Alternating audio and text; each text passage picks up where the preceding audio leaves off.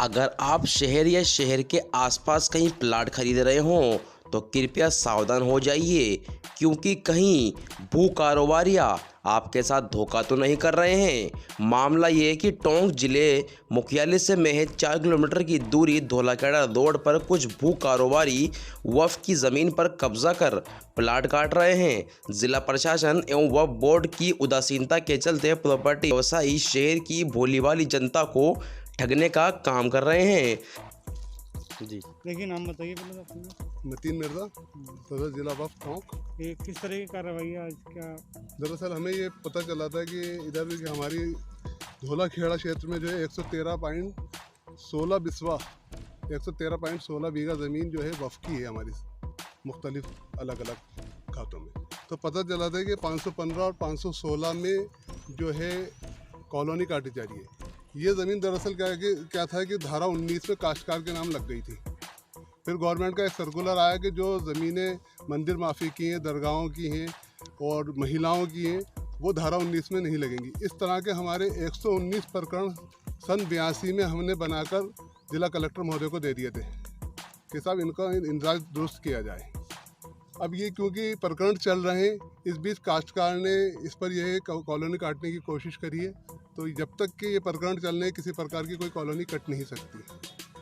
हम इसको देखने आए थे कि ये वक्फ की ज़मीन है और पहले वक्फ के नाम थी, वक्फ के नाम दर्ज थी, और अभी इस पर जो है प्रकरण चल रहा है। 113 प्रकरणों में ये ज़मीन भी हमारी शामिल है। इसके साथ साथ इसी में यहाँ हमारी 40 बीघा के लगभग जो है ज़मीन धारा 19 में लगी हुई है, जिनके खसरा नंबर जो हैं ये वो हैं 463, 3 बीघा 19 बिस्वा, 505 10 बीघा 4 बिस्वा, 511 2 बीघा 13 बिस्वा, 515 ये है 16 बीघा 7 बिस्वा, और 516 2 बीघा 3 बिस्वा, और 593 4 बीघा 18 बिस्वा। कुल जो है ना ये ज़मीन यहाँ पर धोलाखेड़ा में धारा 19 के अंतर्गत लगी हुई है। इसकी दुरुस्ती के लिए हमने दे रखा, और फिलहाल हमने जो है संभागीय आयुक्त ने भी लिखा था, यहाँ पर हमने उन्हें लेटर लिखा था कि इनकी दुरुस्ती के कलेक्टर साहब को लिख रखा है उन्होंने भी। हमने भी तहसीलदार साहब को प्रकरण बना के भेज रखे हैं। तो उन्होंने हमें आश्वासन दिया है कि शीघ्र इस पर कार्रवाई की जाएगी, और जो वक्फ की संपत्ति है, वक्फ की भूमियाँ हैं, उनका निस्तारण जल्द किया जाएगा। हमें इसकी कुछ लोगों ने हमें बताया, और अखबारों में जो पंपलेट आए थे उसके आधार पर हमने ये देखा कि जाके हम मौके पे पहुंचे, और मौके पे देखा तो यहाँ रोड और बन चुके थे और ये खंबे गड़ गए थे, और नाम भी लिखा हुआ था। फिलहाल खंभों पे से नाम हटा दिया गया है, और वहाँ भी एक नाम लिखा हुआ था मोती विहार के नाम से, और ये प्रेम विहार के नाम से लिखा हुआ था। ये अभी मिटा दिया गया है यहाँ पर नाम, पहले नाम लिखा हुआ था।